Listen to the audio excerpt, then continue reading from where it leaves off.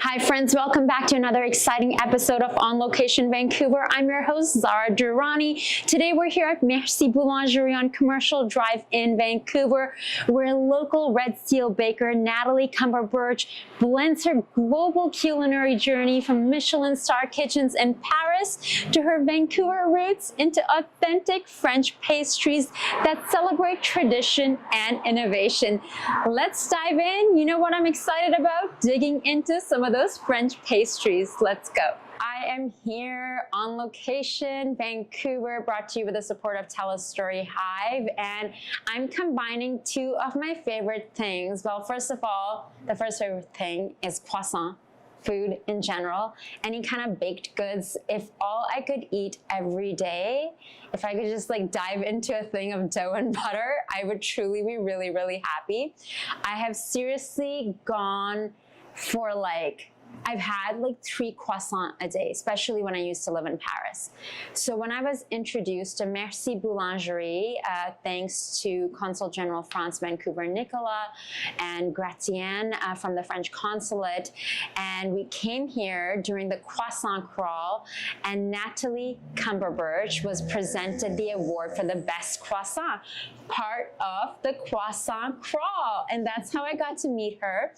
And I found Merci Boulangerie to be so authentic, and it just reminded me so much of my time in Paris that I thought that I really needed to showcase this spot and also sit down with you. So thank you for welcoming us. Yeah, thank you for coming. My pleasure. Yeah. I feel like you also have very French hours. Yes, yes, we do. We're open early, closed, 4:30, sometimes 2 o'clock. Yeah. Yeah, but yeah, we're just doing what we're doing. Okay, well, tell us about your passion for baking. What got you started? Because it's very specific. Obviously, the joy that you bring to everyone, you can smell a boulangerie from like blocks away. You know, you can smell, you can sense, it's almost like a cartoon where like the wolf is like following the scent and is like lifting off the air, off the ground. So I love that we have all this beautiful, freshly made pastries that were not frozen right behind us and right in front of me. Yeah. Well, I do have baking in my blood. My great-grandfather was a baker back in France. Backtrack a little bit, I went to UBC for dietetics, and I've always had an interest in food and nutrition and health. And then I just sort of did a 180 pivot and decided to go to culinary school after my time at UBC. And really enjoyed the culinary aspect, did the pastry after that. And yeah, I've stayed in the industry since then.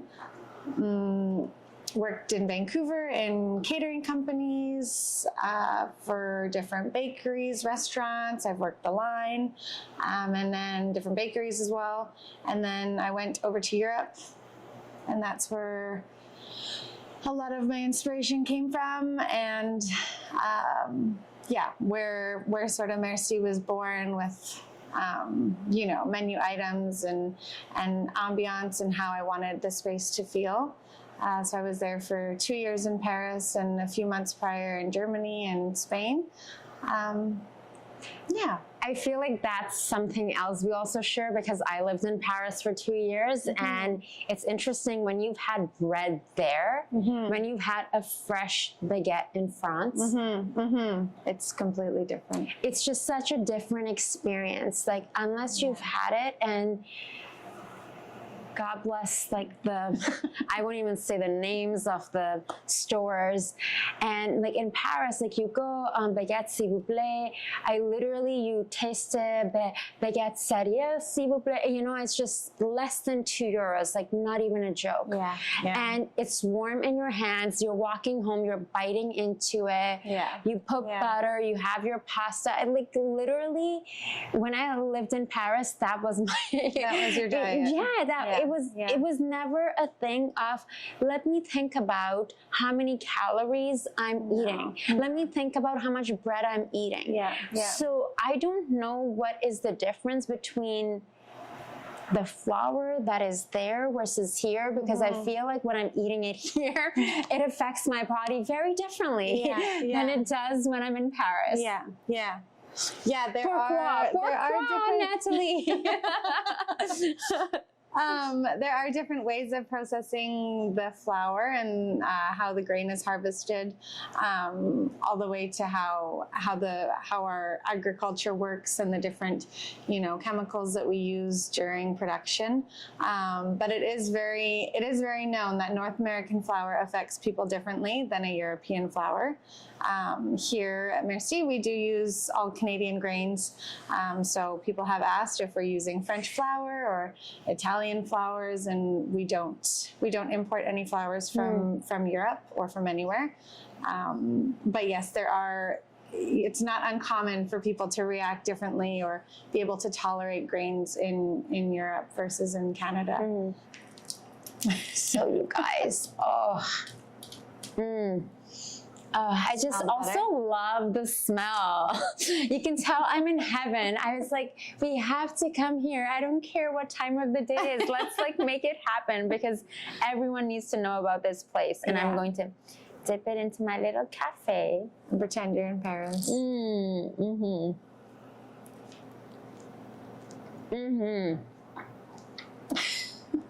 I'm just enjoying. And we're filming just so I can enjoy the food. Good. Yeah, I think something that's different too in North America, cafe culture in Europe is such a thing, and boulangeries and eating pastries.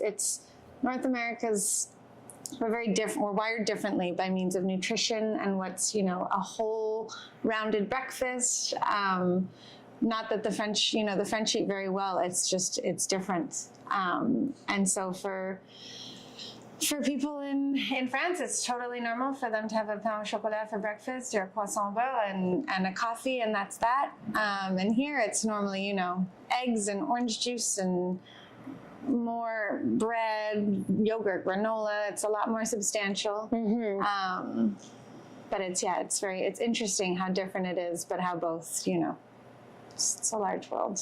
All doing it a little differently. Completely, 100%. Yeah. So tell us the story about Merci Boulangerie, because there is something very special with your grandmother. And I'll let you share the story with our audience that I felt was very heartwarming for me to hear last time. Yeah. So, my grandmother, Colette, she's still around. She's 92 years old. She lives here in Vancouver.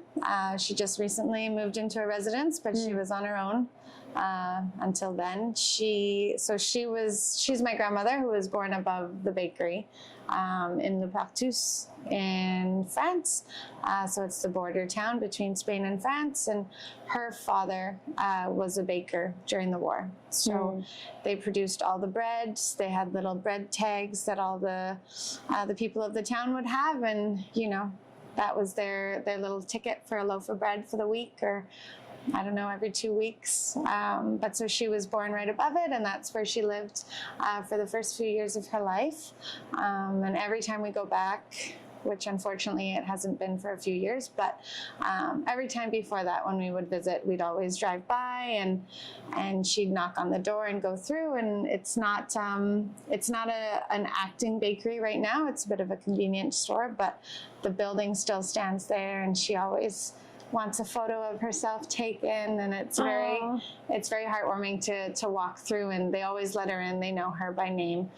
So she does walk through, and they have the ovens in the walls, and the same, she walks through and sees where the racks would go, and the fridges and freezers, and it's very sentimental for her to share that also with myself. So it was important for me to have a retail location where we could sort of serve the public and have a place for people to come and enjoy, and just sort of for us to express who we are and what Merci really stands for. I believe it's definitely more than just a bakery. I think we've created a feel here. You walk in with the curtains and the flowers and the wallpaper, and it's very much, we always try and play fun French music, and it's an ambiance. an energy, you know? You're not just coming here for bread, you're coming here because it feels good. It's an experience. It's an experience. And so let's talk about your time in Paris. You were there. Yeah. And can you share with us, because obviously that ignited the passion, and then the Merci Boulangerie came about. Yeah. So we're backtracking a little bit. Yeah, no, that's good. So yeah, I was in Paris for 2 years. Prior to living in Paris, I did a stage in Barcelona at Hoffman. It's a culinary school, but they are actually a culinary school that has a Michelin star restaurant attached to it. So all the students work in the restaurant, and it's fully run by the students, and it still maintains a Michelin star, so it's quite impressive. But while I was doing my 2-week stage there, I met a chef, Laura, and she originally from Barcelona, but she then moved to Paris. So she was the head pastry chef at l'Atelier de Joël Robuchon. And at the time I had come back from Europe. I was working in Tofino at Tofino Resort and Marina. And I got a message from Laura, and she said she had a job for me, but I needed to come to Paris and I needed to be there and as fast as I could. I remember I got that message from Laura, I think it was on a Wednesday, and on Friday I flew back to Vancouver, applied for my French visa right away. For the working holiday visa? For the working holiday visa. Yeah. And then, yeah, I was within a month, I think it was within 3 weeks, I was flying to France. Good for you for saying yes. You know, I had a similar experience of when I moved to France, and I feel like it's, you know, it sounds like that Hollywood moment, but of course a lot of fears come up, like, should I do this? What am I doing? So good for you for saying yes, jumping in, and of course a world of opportunities opened for you. I think I was blessed that I do speak Spanish, with my mother being and having the family from Spain and France. But I didn't speak a lick of French. I didn't know where I was going to live. I had met Laura for the 2 weeks that I lived in Barcelona, and that was very brave girl. That was the extent of our relationship. Girl. I love that. I had a great life in Tofino. I had a partner there, and so yeah, it was definitely a big jump that I was taking. And as soon as I got into France, I was a bit stunned. You know, I came with a massive suitcase and a backpack, and I didn't know where I was going to sleep. And luckily I stayed on Laura's couch for the first week. But it was a lot of, I think the first 3 months I was in an Airbnb for a month, and then I was actually staying in a hostel and working. So it was a bit tough, for sure. But, yeah. I found my way. You know, it's interesting when we look back, it is those things that add the sweetness. It's a big world out there. It's a long life. We can always, you know, no one's saying we can't do something in 10 years, 5 years. So, yeah, I think it was challenging but rewarding. And this Merci wouldn't be here if I hadn't have done my time there. So I love that. Yeah. And when you enter, I was saying my hair is probably going to smell like butter. It will. I'll smell like goodness. Yeah, no, we don't freeze or receive anything from anywhere. So everything that we bake here is made on in the facility. This is the only facility that we have. So all of our production happens here. And yeah, everything's made in-house, from the compotes we fill our cruffins with, you know, to the different frangipans and creams we make, pastry creams. Everything's made here. So, I love that. Yeah. And you know what? I'm just gonna have to taste test like everything just to make sure that it's like, it's really, really fresh. You know, I will help you. I'll come here. You know, it's a tough job. Someone's got to do it. Someone has to do it. Someone has to do it. So give us the lowdown a bit about when you started Merci Boulangerie. We were talking earlier about your experience in France, and what made you go, okay, I'm going to wake up one day, I'm going to do this. I'm going to hire people to come and help me. This is the kind of idea, mixing, a little bit of Paris, a little bit of like your grandma's vibes in here, and then your travels and your photos that you took in Paris and in France. Yeah. And voila. So, I came home from France just before the pandemic happened, and then wasn't doing anything, but thought I knew I wanted to recreate something here. So I started in a commissary kitchen on Powell Street, and we were doing home delivery. We were doing basically everything you see here, but at a much smaller scale. At the time, we weren't doing any bread either. So it was all laminated pastries, catering to different offices and home deliveries all through our website. People would place orders. And then very quickly, we got onto Vancouver farmers markets, which was very fun and, a first year of everything new. So we did the Vancouver farmers markets, and we still do those, which are every weekend, which are very, very fun events. But that was sort of the start. We then grew into wholesale and supplying to different grocery stores. At first, we only had our croissants and our chocolate croissants that we offered wholesale. But now we have over 5 different SKUs.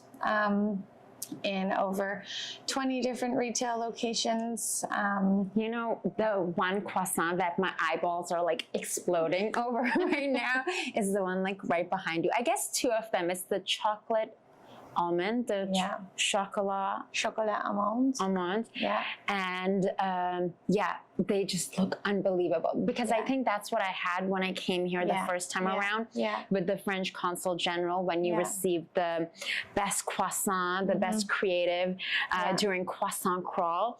And there's something about the almonds and chocolate and then the pastry together. And you break it and then you have it with a strong cup of like espresso. You're just set. It does the trick. So it's great that we finally have a store, finally have a place for people to come and recognize us and enjoy the pastries. And that's how we, farmers markets, still do deliveries, still do corporate orders and catering. And we have our frozen in grocery stores and hotels, spanning all through Vancouver. Okay. Hotels as well. So our biggest hotel is the Rosewood Hotel downtown. That's great. Congratulations. That's a big deal. It's a big deal. And this year we've had a lot of great, worked with some cool companies. We did something for Chanel, which was very fun. Excusez-moi. Wow. We did little packets of Madeleines for them in little black boxes. We got approached by Louis Vuitton, which I was sad to hear when they went with somebody else, but they were asking for little sandwiches that we didn't We'll manifest. We do try and say yes, unless they don't align with our ethos. And, it's been a cool year of being approached by people and being recognized by, French consulate and then these big French companies that want to work together. I love that. Well, you're bringing that because of your experience, right? Like you're drawing that energy to you. Tell me about the decor, because to me, that feels very authentic, from even like these wooden trays that we will like zoom into afterwards. Like they feel to me very French.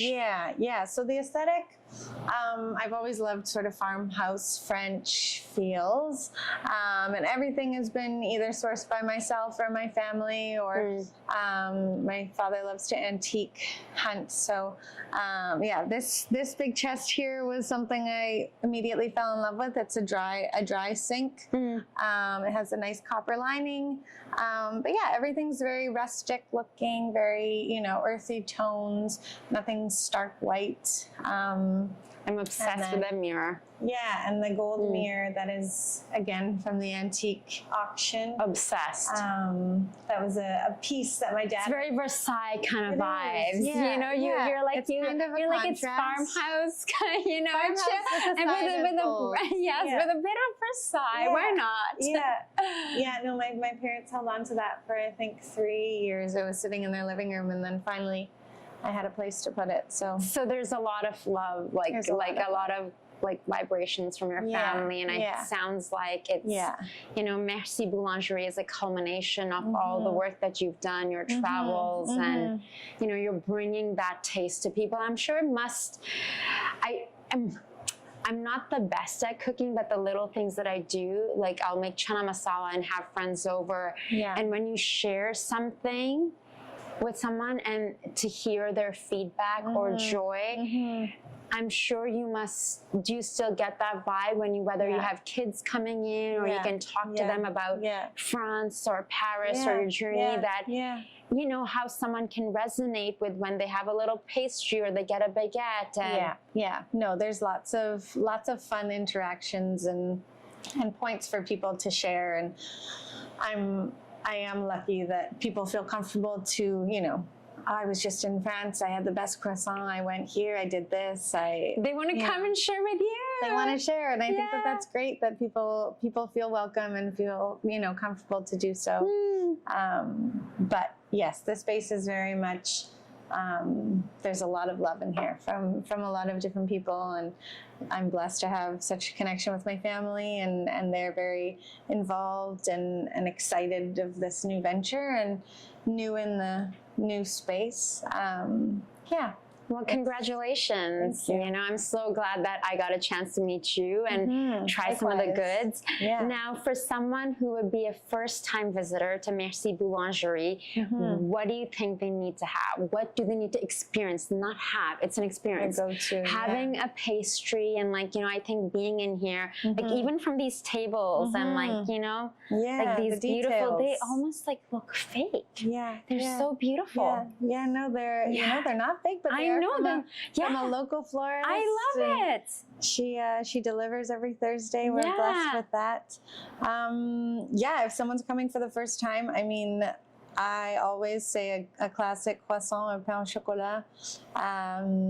You got to taste the butter and taste the flakiness and enjoy a classic. And should they be here at like 7:30 in the morning so it's warm? It's nice and warm. It's like crispy and like, you know, like you break it, oh, it's just like everywhere. Shatters. And you're just like, I mean, we do bake off everything fresh in the morning, so morning stuff does come out still warm. What time do your mornings start? So we often have a baker here at 5 a.m. On market days, they're starting at 3 or 4. Wow. By market, you mean like farmer's market? When we have a farmer's market, So we basically double our production on a market day. Because we bake the same amount for the store as we do for the market. So... That's early. So exciting, Natalie. I'm like just so, you know, like, excuse me to say this, but like you're so young to have traveled the world and then bringing your love for food, for pastries, and like bringing it here to Vancouver. So that's why I was hounding you for quite some time to film in here. And I like that it has that, you know, like warmth, like you feel it when you enter. And I think I felt it the first time that I met you, and I really wanted to share that with my audience. And I will say I am very lucky. I have a great team of bakers and front of house staff, and everyone is very enthusiastic and excited as well. And I think that helps, you know, feel inspired and feel, you know, there's a purpose, and whether it be that I'm still creating, you know, pastries and bread that I love to do, or it's that I've created these jobs and these roles and responsibilities for these individuals who, you know, we're all very close here at the bakery, and it's just nice to have that support of the community, of my employees, of everyone. Wonderful. Well, thank you all for joining and for tuning in. Until next time, I'm your host, Zara Durrani, and you're watching On Location Vancouver, brought to you with the support of TELUS STORYHIVE.